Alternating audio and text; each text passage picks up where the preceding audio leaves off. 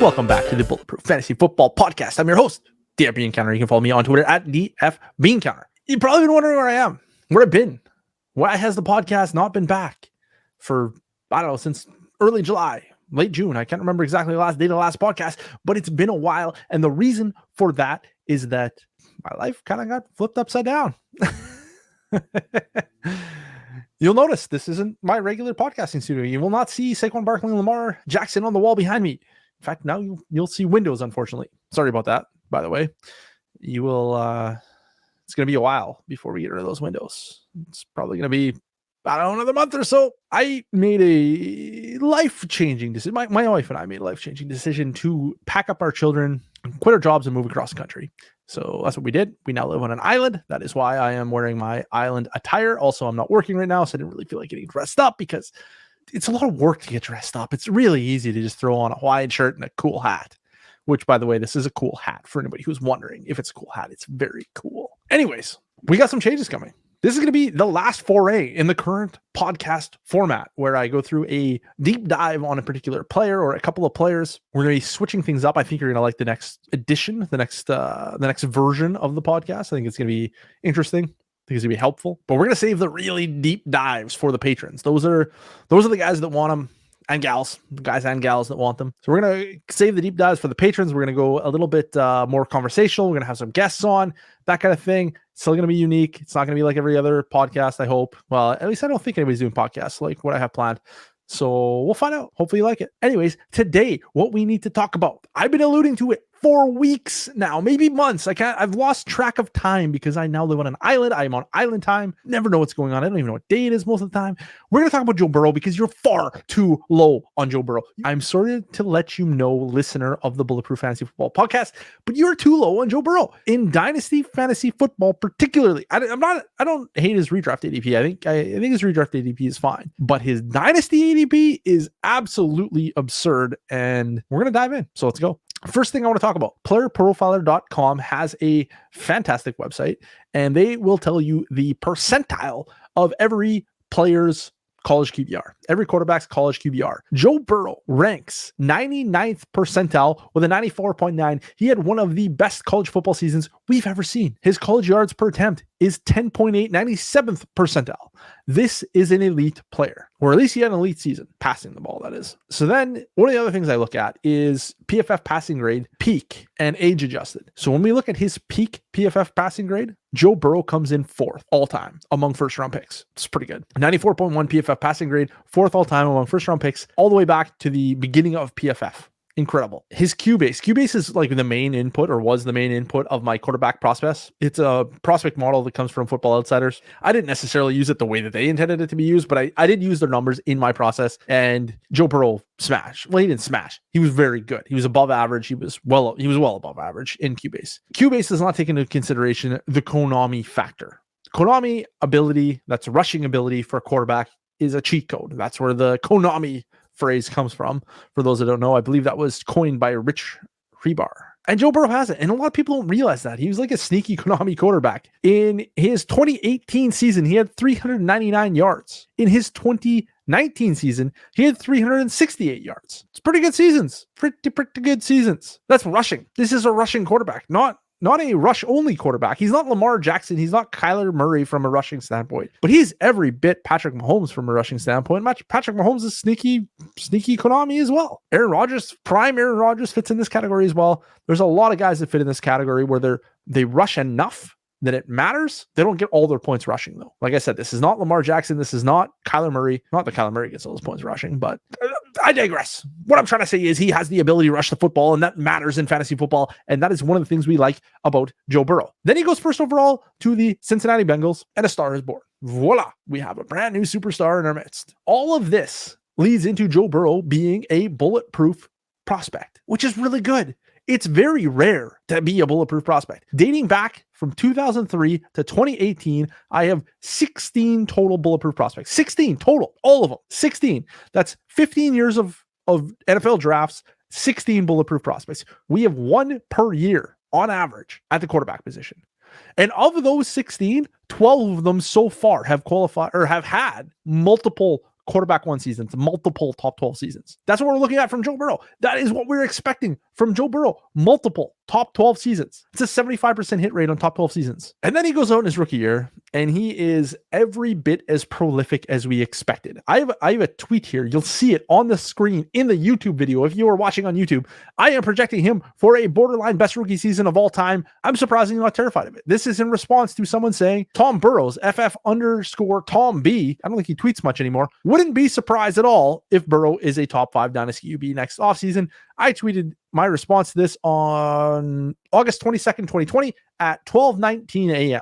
I do a lot of fantasy football late at night. I'm sorry. I'm a CPA. I'm an accountant by day, except for right now. That's why the outfit. Anyways, and then what happened? Joe Burrow went out and put up the 4th highest yards per game since 2003 among first round picks. He was incredible. The highest yardage, like passing yardage per game, goes to Justin Herbert, class of 2020. Tough crowd. Sorry, Joe. You weren't even the best yards per game passer in your class. Justin Herbert was number 1. Patrick Mahomes is actually number 2, 284 yards. He only played one meaningless Week 17 game, so I don't know if he really counts. And then Andrew Luck with 273 was 3rd. And then Joe Burrow with 269 yards per game was 4th. This was a prolific passer. And I know what you're going to say. He's a compiler, though. Some folks think he's a compiler. I cannot change their mind. Maybe he is. I don't know. The Bengals passing a hell of a lot is kind of the reason that we like Joe Burrow so much in the first place.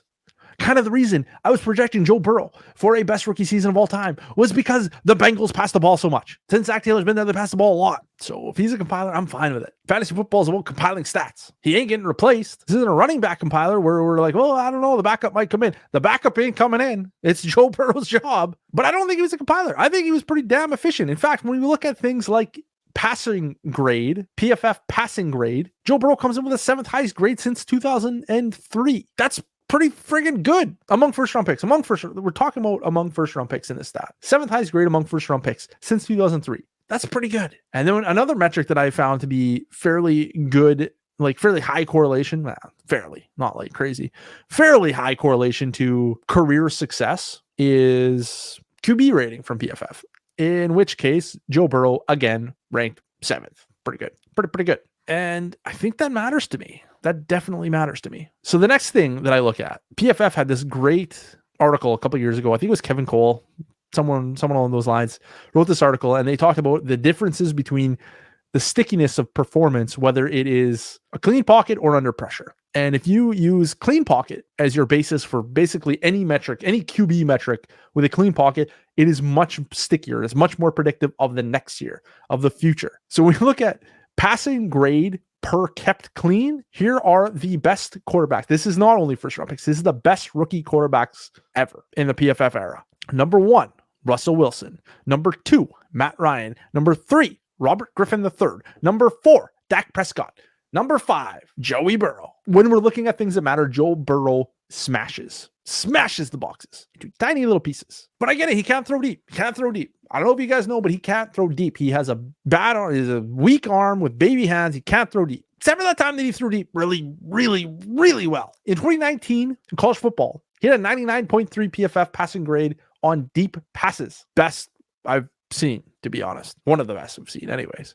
His 60.2 completion percentage that year came on an average depth of target of 30.2 yards. I had to double check that because it seemed surreal. That's what they have on the site. I don't know. I'm no expert. I don't watch the games. Who am I kidding? But just keep in mind, a 60% completion percentage on passes that travel 30 yards down the field. This is not a player that cannot throw deep. This guy can throw deep just fine. But I get it. It's just 1 year. That year they had Justin Jefferson, future rookie reception or receiving yard record holder. They had Jamar Chase, future 5th overall pick, transcendent prospect per DF bean counter. I get it. That year was special. What about the year before when he sucked? I don't know if you guys remember this, but the year before Joe Burrow lit the world on fire, everyone thought he sucked. He was maybe a late round prospect. Maybe, probably undrafted. But even in that 2018 year, on deep passes, Joe Burrow put up an 89.9 PFF grade because of course he did. He's good passing deep. So get out of here. The outlier is actually 2020, not 2019. Among quarterbacks that year, 2018, he was quarterback 18 in college football. I don't know if you know this. There's a lot of friggin' quarterbacks in college football.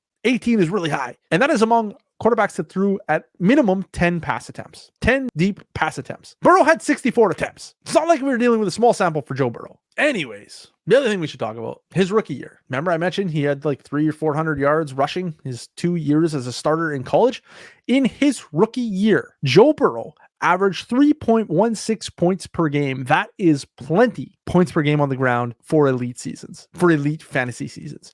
No, he's not Lamar Jackson. No, he's not Kyler Murray, but he could be a Patrick Mahomes level rusher, which is not to say he's great, but Patrick Mahomes gets 2 or 3 points a game on the ground as well. Most of the top 12 quarterbacks get a couple points on the game, points per game on the ground. The ones that don't get points per game on the ground are guys like Tom Brady and Kirk Cousins and future Mac Jones. These are guys that are not QB1s. I don't know if you side rant for a second. Tom Brady had like 4,600 yards and like 40 touchdowns last year and finished at like QB 10. Like, you need rushing production in today's NFL. Joe Burrow has it.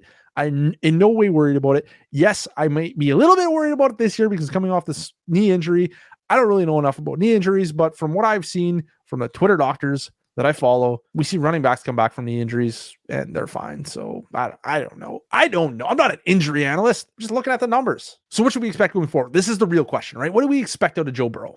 Why are we too low on Joe Burrow? Well, I need to tell you, if you're looking at Twitter or at YouTube, you're going to be able to see this chart, and it's pretty slick. We have a chart from our running backs don't matter, rbdm.com, that shows pass frequency. And in particular, this one is pass frequency over expectation in 2020. This is not just with Joe Burrow under center. This is all of their quarterbacks. So even when they were trotting out some of the worst quarterbacks in football, they still passed well over average, or at least Joe Burrow offset it. I never really dug too deep either way. It doesn't really matter. The point is that they pass a lot.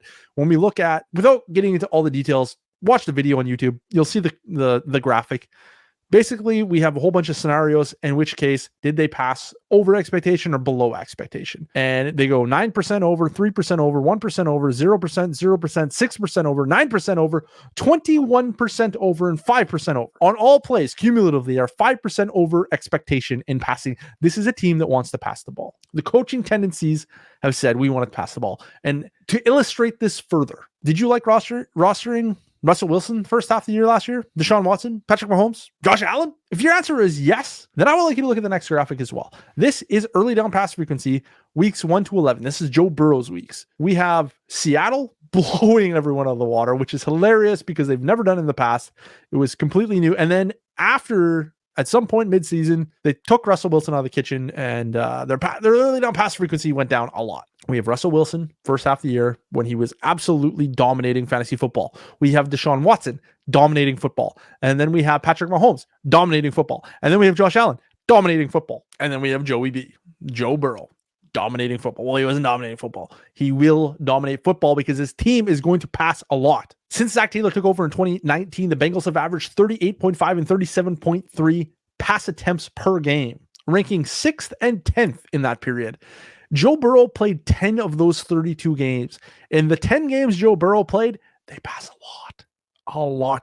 When we saw Joe Burrow leave the starting lineup after his knee injury, we saw the pass rates tank. Not tank, but come back to average rather than being top of the league. That tells us that Joe Burrow was the catalyst behind this extremely high passing attack. So when we're talking 6th and 10th, we should be expecting that as the bare minimum. The bare minimum. Joe Burrow is the catalyst of this football team. They let him chuck the ball all over the yard. And then we saw in the last couple of years, the Bengals paid a bunch of money to re-sign Tyler Boyd. They drafted T. Higgins at the top of the second round. They drafted Jamar Chase 5th overall instead of an offensive lineman with their quarterback coming back from a gruesome knee injury. They were like, yeah, we're good. We need more passing weapons. We want to pass. This is a team screaming from the rooftops that they want to win the game through the air. There's no way to read the tea leaves other than this team wants to pass the ball. Their actions tell us explosive offense is on the way. They are going to feast through the air. And honestly, some of you seem to be walking around oblivious because you're clearly way too low on Joe Burrow. Oblivious to what the Bengals have been telling us since Zach Taylor took over. Beyond that, beyond the tendency of the coach, beyond what they have demonstrated to us that they want to do, we have supporting cast with Tyler Boyd, who is a good slot receiver. There's no denying he is good at football. Then we have T. Higgins, who some of you seem to be a little bit uncertain of. He is only going into his second year. Most people are not willing to say with any certainty. I have a sophomore comp process. We went through all this on the T. Higgins video months ago, but just to rehash kind of what the expectation is for T. Higgins, we have AJ. This is his sophomore comp. So this is based on his points per game, his rookie year PFF receiving grade, his ADP trends, his prospect grade. For me, we have AJ Green, Keenan Allen, Hakeem Nicks, Jarvis Landry, Juju Smith-Schuster, Dwayne Bowe, AJ Brown, Cooper Kupp, and T. Higgins. Every single player on this list has at least a top 12 season. Most of them have multiple. All these guys have multiple top 24 seasons. This is what we should expect from T. Higgins. T. Higgins is the wide receiver for Joe Burrow.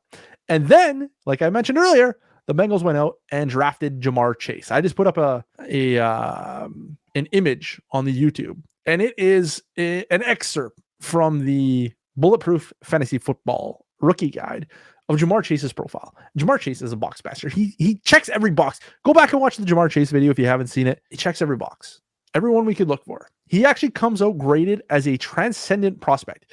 I want to tell you who the transcendent prospects are because it is absolutely jaw-dropping. Calvin Johnson, Julio Jones, Andre Johnson, AJ Green, Braylon Edwards, Jamar Chase. I cannot emphasize this enough. Joe Burrow is going to be throwing the ball to T. Higgins and Jamar Chase for the bulk of his career, or at least the next 10 years, probably. One of the two or both. If it's me, I want the guy that's going to be feeding the guy who's comped to Calvin Johnson, Julio Jones, Andre Johnson, AJ Green, and Braylon Edwards. That's the quarterback I want. And you give me a little bit of rushing on top and a high volume offense. I don't know. Why aren't you drafting Joe Burrow higher than you are?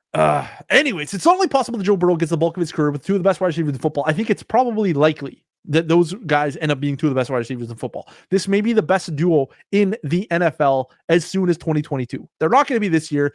Jamar Chase is a rookie. Expecting anything more than rookie year production from a rookie is foolish. Cue the Kyle Pitts fade, by the way. So with Joe Burrow, we are stacking a great prospect profile with an elite rookie year, and then melding that with the top of the world pass volume, an elite supporting cast, and sneaky Konami ability. And Joe Burrow is a threat to be QB1 overall any given year, except for this year. But any given year after that, he is a threat for QB1 overall. He's going to have repeated top 5 appearances. You need Joe Burrow on your team. You are far too low on Joe Burrow.